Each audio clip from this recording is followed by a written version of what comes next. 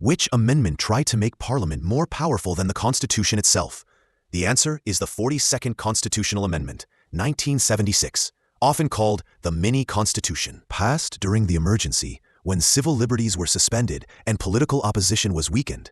The 42nd Amendment reflected a belief that strong central authority was necessary for stability and development. The 42 Amendment fundamentally altered India's constitutional balance. First, it curtailed judicial review, limiting the power of courts to question constitutional amendments and laws implementing directive principles.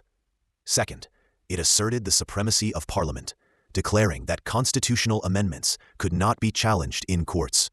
Third, it strengthened centralization by shifting powers away from states and weakening federal checks. Fourth, it expanded directive principles and subordinated fundamental rights by stating that laws giving effect to these principles could override individual freedoms.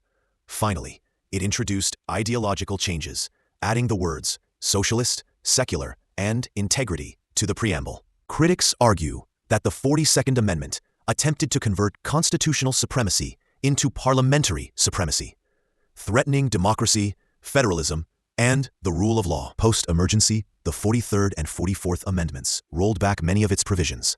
In Minerva Mills, 1980, the Supreme Court reaffirmed that Parliament's amending power is limited by the basic structure of the Constitution. The 42nd Amendment represents the high point of constitutional centralization and the reason why limits on amendment power became essential to Indian constitutionalism. Subscribe to UPSC Chronicles for more such videos.